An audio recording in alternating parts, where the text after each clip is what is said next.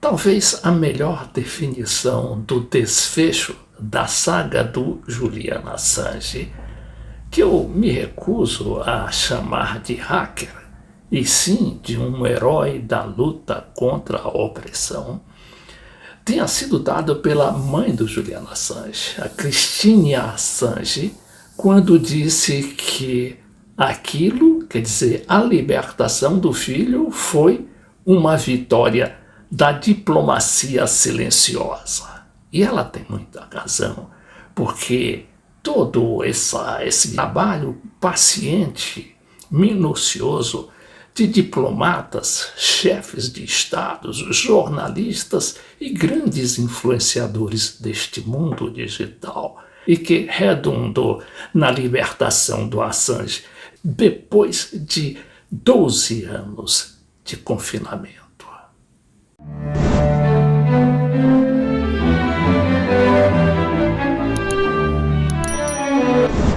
Na verdade, aquela situação do Assange preso, incomunicável, não é? Durante esses 5 anos, depois que ele saiu do confinamento da Embaixada do Equador em Londres, estava ficando muito mal, inclusive para os poderosos, né? Os países poderosos à frente, os Estados Unidos, que queriam uma sentença de 175 anos, enquanto não se descartava a possibilidade de botarem o Julian Assange na cadeira elétrica. Mas ali, como diz a Christine Assange, né, trabalhou muito a diplomacia silenciosa, que é um trabalho paciente, né, não só de diplomatas profissionais, mas também, não é, de todos esses ministros, chefes de Estado, jornalistas, cientistas que trabalharam, e ativistas em geral, que trabalharam intensamente para que o Julian Assange saísse dessa para uma melhor. E ele vai sim para o seu país, a Austrália. É possível que depois de algum tempo lá na Austrália ele percorra o mundo e se torne realmente um cidadão livre, não é? Para falar o que bem entender. Porque, por enquanto, ele sofre as amarras desse acordo que ele fez com os Estados Unidos, pelo qual ele admite que violou a lei lá, né, a tal da lei de espionagem, ainda que essa lei de espionagem colida diretamente com a primeira emenda que permite a liberdade de expressão, que, como a gente viu, né, nesse caso, não é assim tão liberal como muita gente pensa. E aí parece todo mundo aliviado, né? Os Estados Unidos, a própria Inglaterra, né? Que se sentia mal ali. A Inglaterra, que sempre teve sua política pautada pelo atrelamento aos Estados Unidos, a Inglaterra estava ali se sentindo mal. E depois veio a própria Austrália, que é a pátria, o país onde nasceu o Julian Assange e para onde ele vai morar, né? Pelo menos nesses primeiros meses. A Austrália estava pressionando para a libertação do Assange, porque a Austrália, qualquer que fosse o governo, tanto trabalhista quanto conservador, a Austrália se sentia ali constrangida, não é, com aquele alvoroço todo, não é? E sacrificar um filho, um herói do país, um herói mundial em que se transformou o Assange, entregar para os Estados Unidos para ficar mofar na prisão americana, ou até ser condenada à morte. De qualquer maneira, houve, não é, tanto da parte dos americanos quanto dos ingleses, e todos aqueles que decidiram finalmente por esse acordo, não é, que salvou a barra de todo mundo.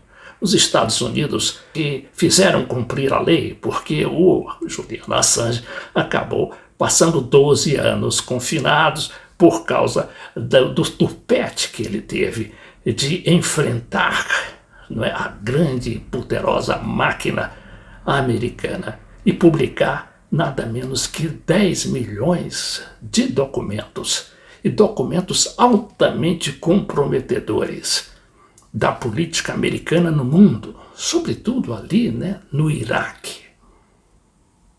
No Iraque, país invadido 2 vezes pelos americanos.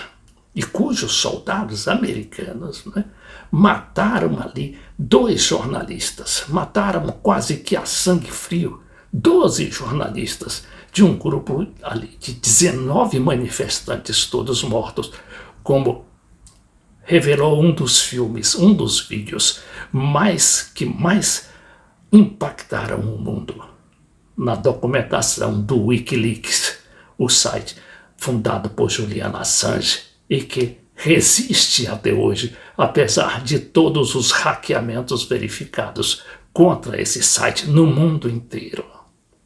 Hackeamentos e também de censura, né, das chamadas Big Techs. O canal 26 da Argentina publicou um resumo bem curto, né, do que foi, né, a saga do Assange y cómo comenzó todo aquello.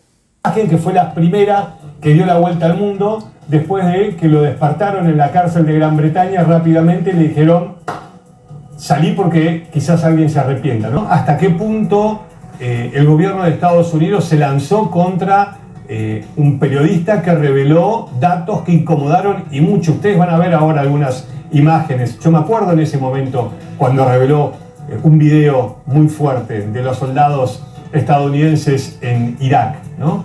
Matando a civiles. Ahora lo van a ver. Y después reveló más. Bueno, para Estados Unidos es un espía. Hoy él lo reconoció y finalmente gracias a eso pudo estar libre, ¿no? Pero detrás de eso está la persecución hacia la prensa, la persecución hacia un periodista que lo que hizo fue... Então aí ele fala, o jornalista, não é, da perseguição que foi feita não só contra um jornalista, mas contra toda uma imprensa alternativa que estava ali, não é, praticamente desabrochando para o mundo. Revelar datos que le llegaron como periodista. Van a escuchar algunos analistas. E aí ele relembra os fatos, né, que foi possível o Assange, através, não é, daquela sua experiência em informática, de conseguir furar o bloqueio digital de grande parte dos arquivos americanos. Creo que el enfoque es muy interesante y lo que hace un tiempo nos llamaba la atención, hoy pasa todos los días, ¿no? Rusia acaba de bloquear a la agencia francesa, un montón de medios europeos, países europeos bloquean medios de Rusia, en Israel el gobierno bloquea Al Jazeera. Aí ele fala aqui nas censuras, né, que fazem os governos. Os governos também fazem censuras. E não só os Estados Unidos, como da Rússia, que faz, né, que bloqueou recentemente uma agência francesa de fazer cobertura naquele país, acusando-a de espionagem. Como também o governo de Israel, que se diz democrata, mas que ali persegue jornalistas e até manda. Cira, lo que antes nos llamaba la atención y nos sorprendía y nos escandalizaba, en un mundo donde la democracia es cada vez más débil, las instituciones son cada vez más débiles y los intereses son cada vez más fuertes, lo que pasó hace 11 años ya lo vemos como, lamentablemente, como moneda corriente. Pero esta es la historia de Julian Assange. Julian Assange creó en 2006 la plataforma Wikileaks para publicar documentos confidenciales y revelar escándalos. En abril de 2010, Assange y Wikileaks ganaron notoriedad al divulgar un video de soldados estadounidenses disparando desde un helicóptero y matando a 18 civiles en Irak.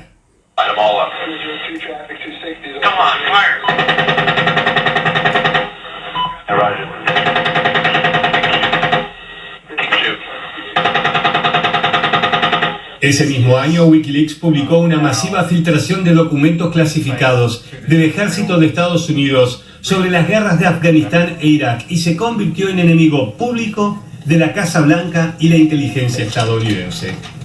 Assange fue acusado por 2 mujeres de acoso sexual en Suecia, un cargo que negó afirmando que el verdadero objetivo de las denuncias no era investigar los supuestos delitos sexuales, sino facilitar su traslado a Estados Unidos. Esto lo llevó a buscar asilo en la Embajada de Ecuador en Londres en el año 2012. El presidente ecuatoriano de ese entonces, Rafael Correa, le concedió el asilo y Assange permaneció ahí durante 7 años. Sus apariciones públicas desde uno de los balcones de la embajada se convirtieron en un hábito que irritaba a las autoridades británicas y estadounidenses. En mayo del año 2017, Suecia cerró el caso de violación por la condición de encierro de Assange. Sin embargo, el periodista temía ser extraditado a Estados Unidos por las actividades de Wikileaks, por lo que se negó a abandonar la embajada. Pero en 2019, otro presidente ecuatoriano, Lenín Moreno, revocó su asilo y Assange fue sacado de la embajada, arrestado y encarcelado en una prisión en Gran Bretanha. Mas agora, o que é que fica? O que é que produziu esse trabalho do Julian Assange? Segundo aqui o site Brasil 247, reproduzindo o material do Sputnik, Assange provou que a verdade pode colocar em xeque os mais poderosos, dizem analistas. Segundo Rubem Darío Vázquez, professor da Universidade do México, o Wikileaks foi o precedente para projetos que anos depois se dedicaram à publicação de documentos confidenciais ou informações sensíveis. Expor um governo tão poderoso como o dos Estados Unidos não é algo fácil. Assange mostrou que é possível colocar em xeque os mais poderosos através da verdade e da transparência, porque aqueles documentos todos, não é? Eles tinham ali provas ali documentais, provas cabais da presença, né, dos desmandos que os Estados Unidos faziam nas suas guerras ali pelo mundo. Segundo ele, o Wikileaks foi o precedente para muitas outras plataformas ou projetos que anos depois se dedicaram à publicação de documentos confidenciais ou informações sensíveis sobre assuntos de importância global, como o Guacamaya Leaks, o Panama Papers e o Pentagon Papers. Com o surgimento do Wikileaks em 2006, abriu-se o precedente para o que hoje entendemos como jornalismo investigativo. Sua forma era simples, uma plataforma onde podiam ser carregados documentos que estavam disponíveis para todos e que podiam ser revisados por outros jornalistas.